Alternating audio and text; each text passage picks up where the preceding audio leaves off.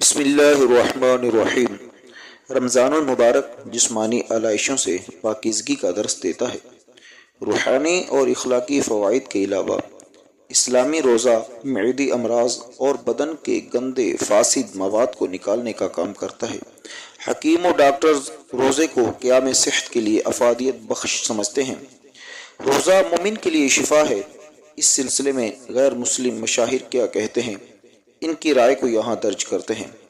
Professor مورپالڈ Oxford university کی پہچان ہیں۔